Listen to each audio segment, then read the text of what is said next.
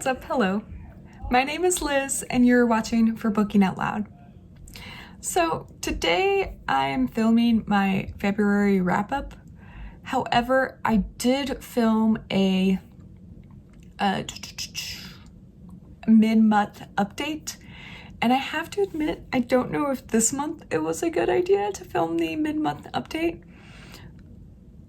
For A, there was only 28 days in February, and B, I only read 4 books as of filming this, it's the 27th, so I only read 4 books after that mid-month update. So there's not too much to talk about. That's definitely my bad. But life. So this will be a beautifully short video.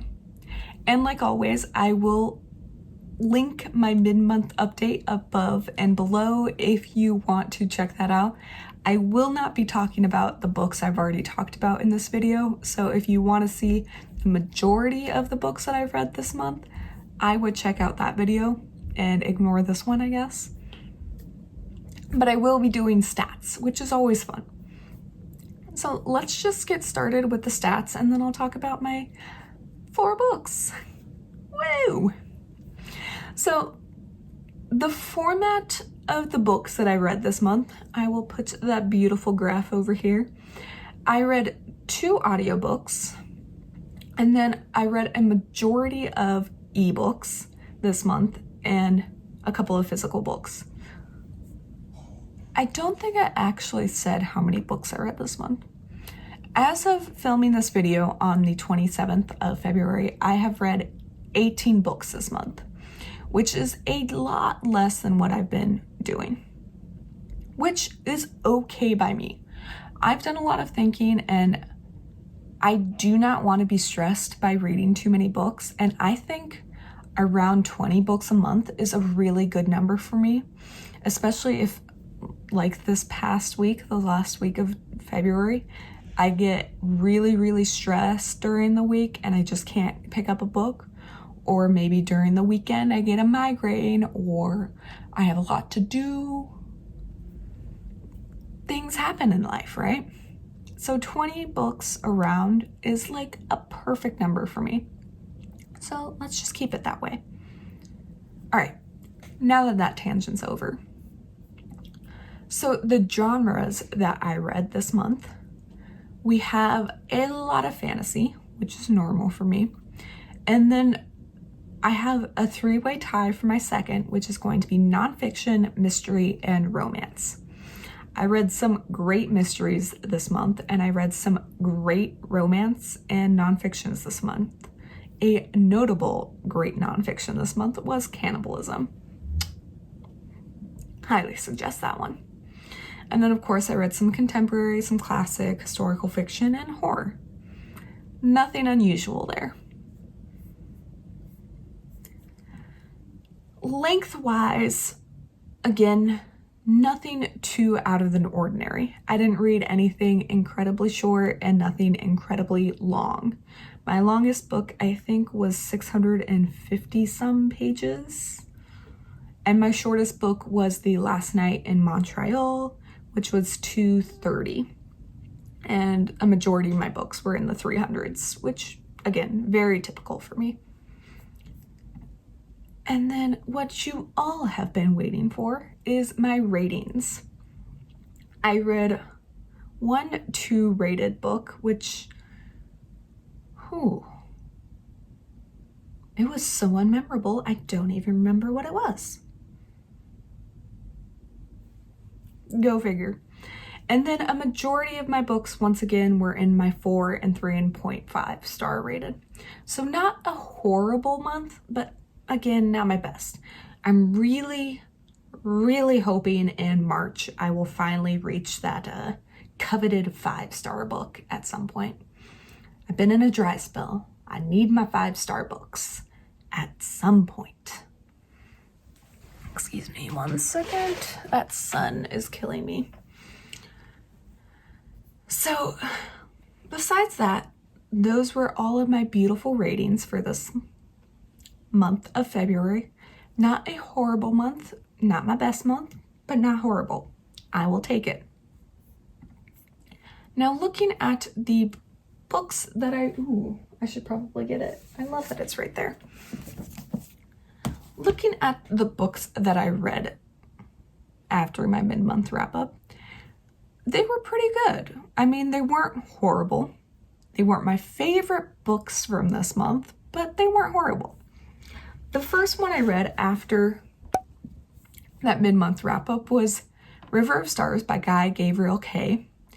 And this is a sequel to Under Heaven, and I absolutely love this book.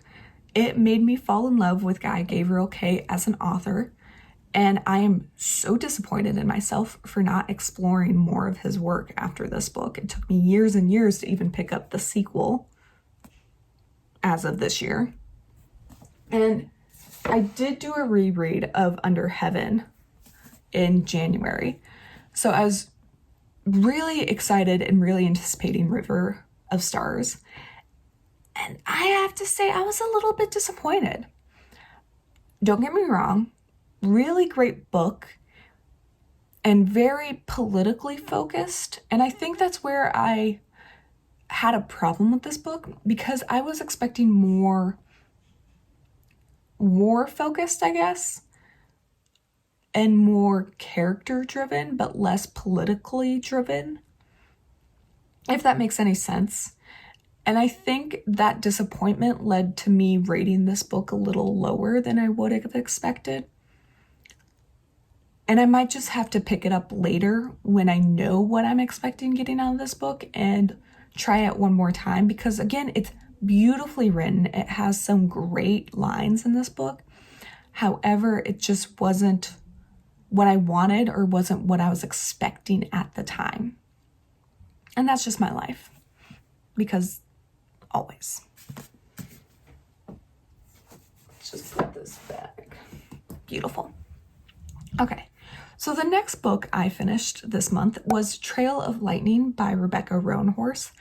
And I went into it anticipating a lot from this book, because I absolutely loved her recent epic fantasy. And this was my second book then from Rebecca Roanhorse, and this is more of an urban fantasy, if I'm getting that terminology correct. And it was something else. I don't think I've ever read a fantasy like Trail of Lightning before, and I thought it was really, really interesting. Not my favorite type of fantasy ever, but I did enjoy it enough to give it, I think I gave it a 3.5 or 4. Oh, I guess I just gave it a 3. But I remember really enjoying it. There was some times in the book that I thought it was lagging a little bit, where I found myself getting a little bit bored. However, I thought the world that Roanhorse built was absolutely phenomenal. And just the concept itself was out of this world. I don't know. I'm excited to pick up A Storm of Locusts next month, and I'm hoping it's just as good as that first one. Okay. And then I finished Last Night in Montreal by Emily St. John Mandel. This is the last Emily St. John Mandel book I needed to pick up to finish her completed works, her currently written, whatever you want to call it. But I have been pretty much disappointed with most of her books, just because they're not my kind of book, besides Station 11. She is a beautiful writer. She really explores human nature in all of her work.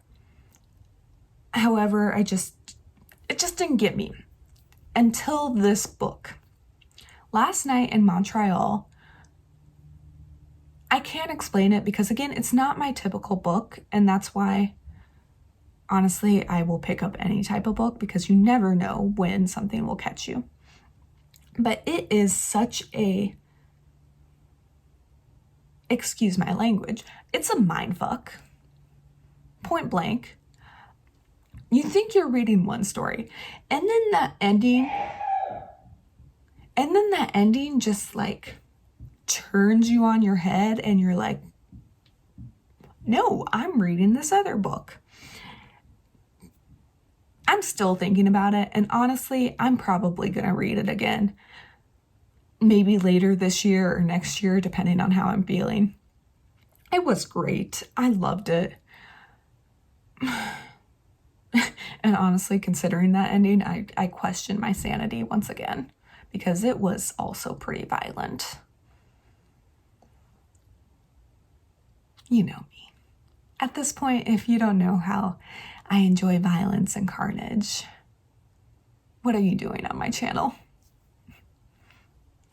All right, and then the fourth and final book, again, as of this video, that I have finished this month is